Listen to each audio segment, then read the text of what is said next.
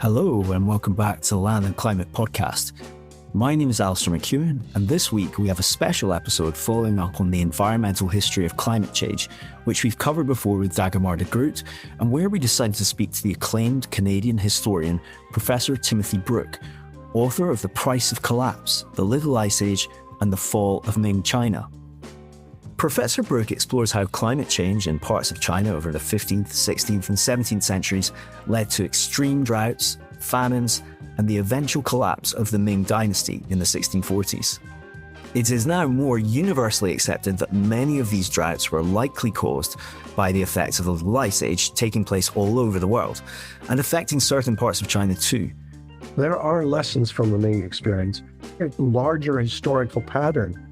It will help to take you swiftly through some of the events of that 300-year period to help you understand the issues I then discussed with Tim. The Ming dynasty itself lasted from the 1360s until about 1644, when it was succeeded by the Manchu-led Qing dynasty. During these 3 centuries, there were periods of severe drought and extreme famine, with about 8 or 9 extreme weather-related occurrences, which you'll hear Tim Brook in this interview describe as sloughs. The accumulation of these, Tim Brook suggests, debilitated society and the Chinese state and progressively removed the capacity of its people and government to react and survive the successive crises and famines. In 1627 began what is described as the Chongjian drought in central and eastern China, which was one of the most prolonged and severe droughts to take place for more than 1.5 millennia. The Chongjian drought only ends in 1644, 17 years later. Droughts led to lower agricultural harvests, food shortages, and then famines. And the Chongjian drought and famine led to over 2 million people being killed, with also widespread migration, peasant uprisings taking place, which weakened the Ming leadership and eventually led to its collapse. Not long after, the opportunist Manchu army seized control and the Qing dynasty began and ruled until the early 19th century. Professor Brook's book studies in depth the changing prices in the Ming era, and in this conversation you'll hear him mention grain prices. In the Ming period, grain was the cornerstone of the empire's economy and political legitimacy. It was the primary food source, the basis of state revenues, and the currency that was used to pay officials and soldiers. Whenever there's a massive climate crisis, empires reemerge, and then as the climate crisis passes, people within states argue that we don't need to be empires. But becoming an empire is what you do in order to survive the disasters of a climate crisis. I began by asking Professor Brook how he got into researching the price of collapse. So I'm a historian of China in the world, and I started out with a particular interest in Chinese Buddhism as an undergraduate. That's what attracted me to the subject of China. But the further I got into China, that was at the University of Toronto, the more I didn't want to just go into a closed room. I wanted to see China as part of the world. And the turning point in my career was probably writing Vermeer's Hat, which was a way of linking China to what was going on all over the world in the 17th century. And so The Price of Collapse is downriver from that.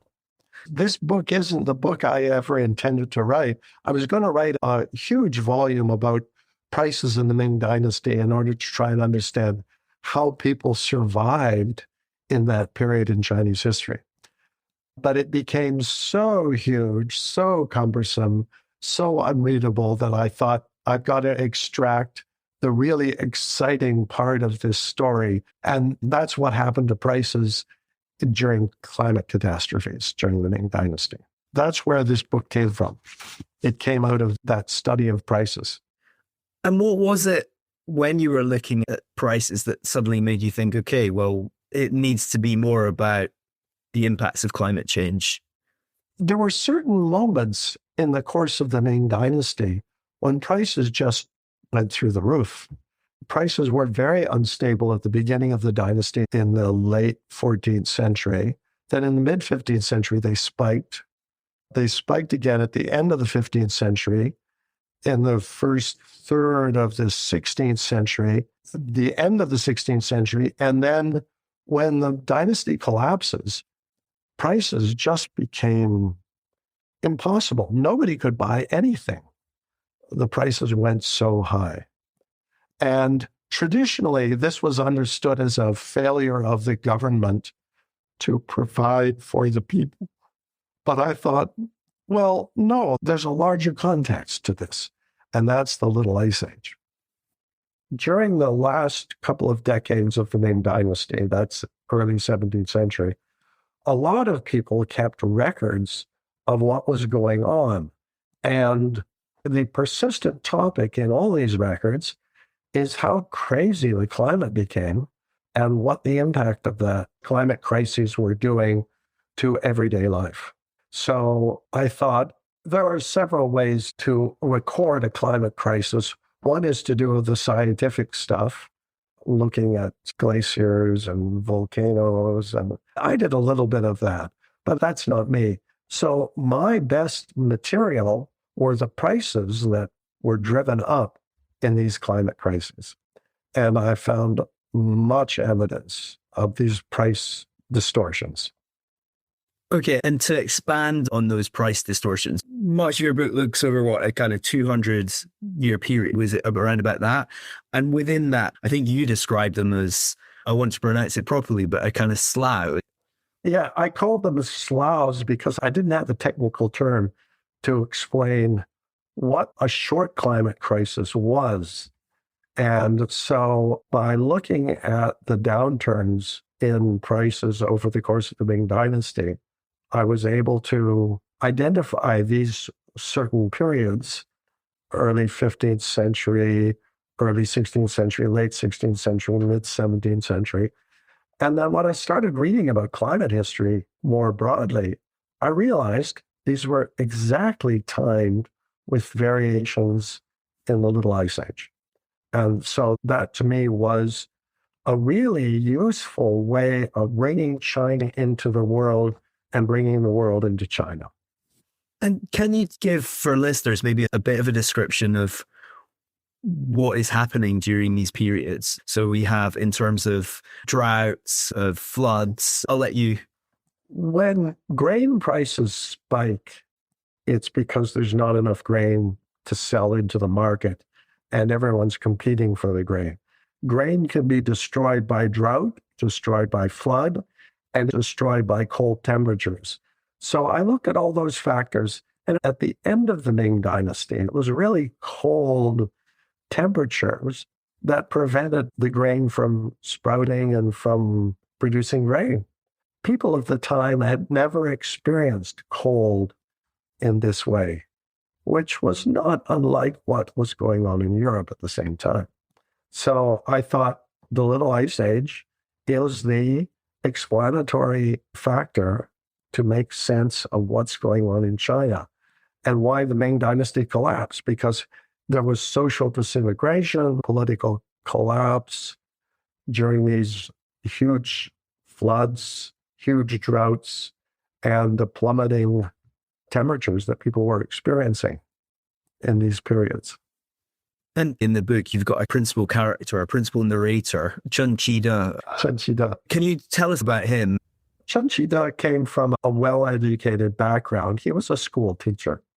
He wasn't anyone of any particular note in his own time, but he kept close records of what was going on. Those close records gave me exactly the detail I needed in order to make sense of what was going on. And he was very sensitive to prices because his family probably made their money by selling their surplus grain, and they weren't able to do it. And then he saw people around him starving to death and fleeing, and it was chaos. And he wrote about it.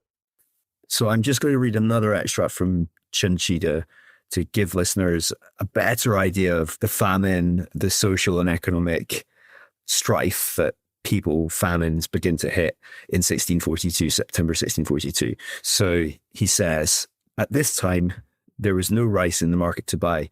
Even if a dealer had grain, people passed by without asking the price. The rich were reduced to scrounging for beans or wheat, the poor for chaff or rotting garbage. Being able to buy a few pecks of chaff or bark was ecstasy. Come the spring, the 15th year of Chongzhen, so that's 1642, the countryside swarmed with people digging up the first green shoots as they sprouted. Earlier, they had been selective about which plants they ate. By this point, there wasn't a plant that they wouldn't eat. Rural people filled their baskets and brought them in on their carrying poles, and in an instant, what they brought was gone. Never had vegetables sold as fast as this. And then I'll just read from what you then say, which is, the starving abandoned or butchered their children. The epidemic infection rate rose to 90%. Desperate to hold the downward spiral, people sacrificed what little food they could scrounge to the spirits in the hope of divine intervention, especially after the epidemic returned. It was the chaos that destroyed the local fabric of society that enabled the Manchus to then invade China. And when there is famine and these kind of climate disasters, can you say something about the Confucian thinking? Part of the Confucian philosophy is that you help everyone else survive in a catastrophe.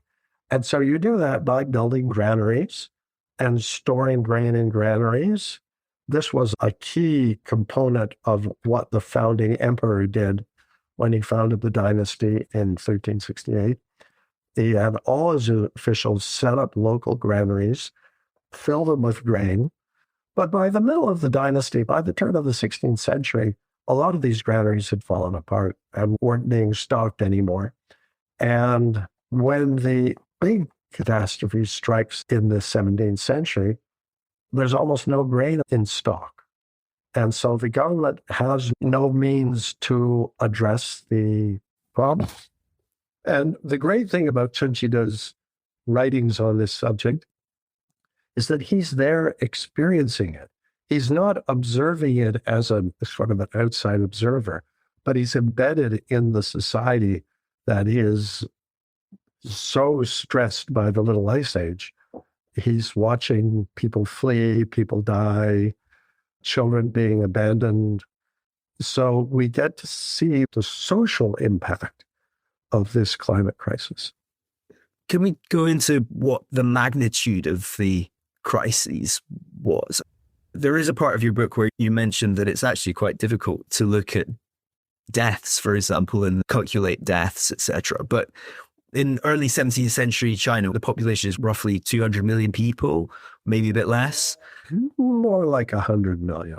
The estimates are all over the place, but we don't really have reliable data to reconstruct the population of China. But I'd say about 100 million.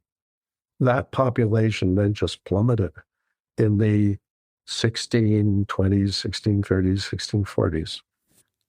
And meanwhile, we've got other things going on in the Little Ice Age elsewhere in Europe and across the world, which obviously it's only much more recently people have managed to put together a narrative around the impacts of. I just wondered if we could talk about the last few years of the early 1640s in China and maybe some of the other things that were happening to put into perspective the impacts of climate change. The impact of the climate affected the government because the government wasn't able to collect taxes. Nobody had money or grain to give to the government as part of their annual tax contributions. And so the government found itself without any financing. And so did the army. And the army, which was defending the northern border against the Manchus, they ran out of grain, they ran out of everything. So it was a difficult period in China. And a little different than in Europe, because in Europe, the Little Ice Age in this period was very wet. And in China, it was very dry. Thing to do with the monsoons and how the atmosphere circulates around the planet. But that's beyond my expertise. I can't really tell you anything more about that. Well, that's all right, because we did talk to Dagomar de Groot about droughts a little bit and societal collapse. And actually, one of the things he did say was that one of the main drivers of societal collapse was droughts, and then went on to explain a little bit of the science behind that. Because if there's a massive drought or a massive fall in temperatures, there's no grain to eat, and people just starve to death or mostly flee south in the hope of finding better conditions. And South China was better protected against these catastrophes than the North and Central China.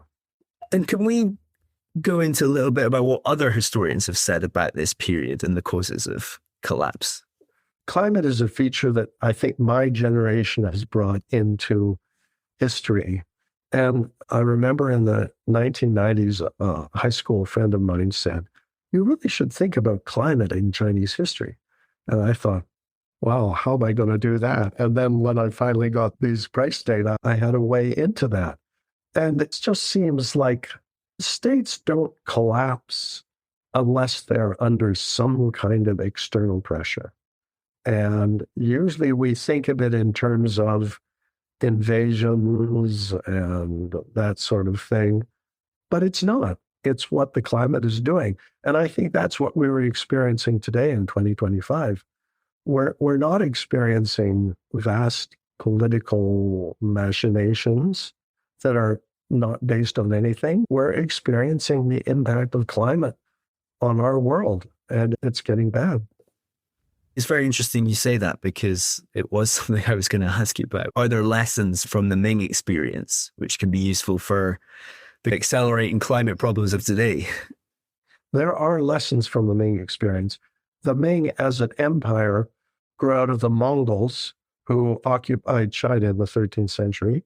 And I see a larger historical pattern. Whenever there's a massive climate crisis, empires reemerge. And then as the climate crisis passes, people within states argue that we don't need to be empires. But becoming an empire is what you do in order to survive the disasters of a climate crisis.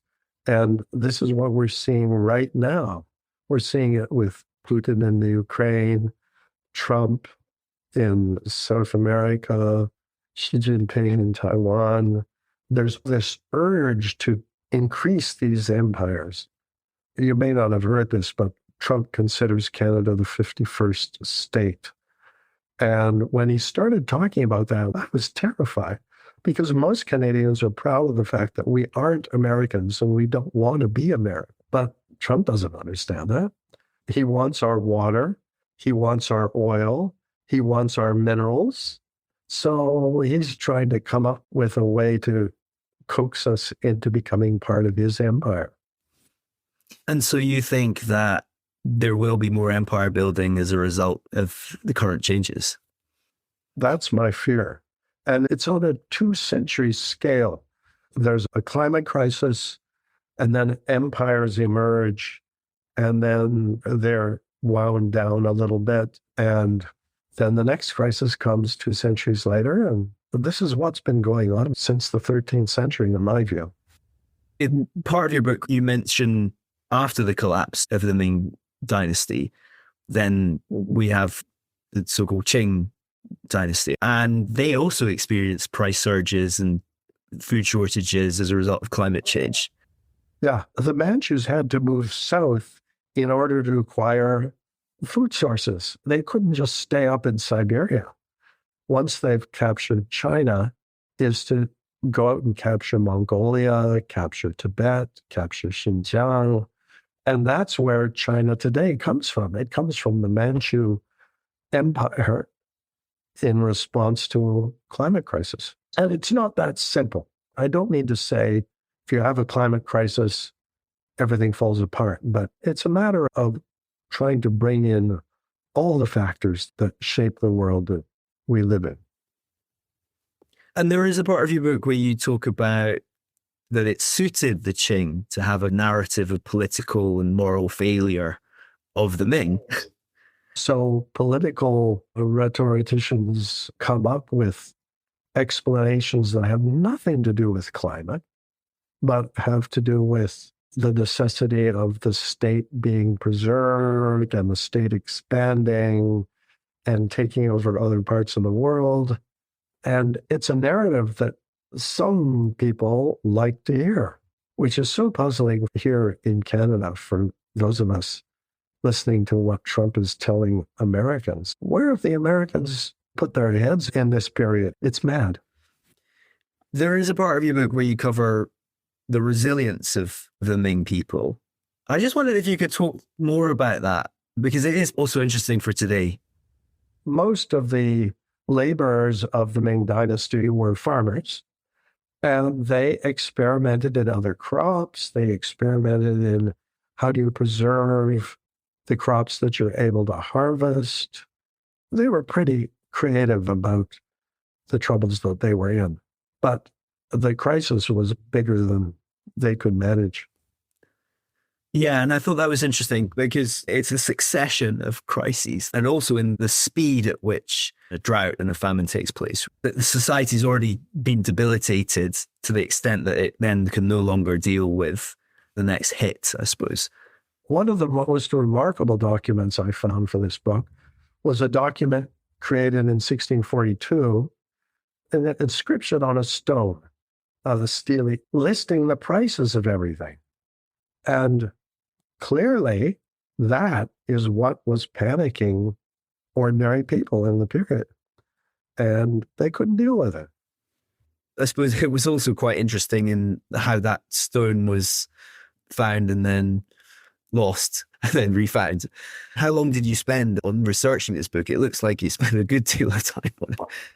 I spent many years researching the prices, but to create this particular book, I cut down my original manuscript in about 3 weeks.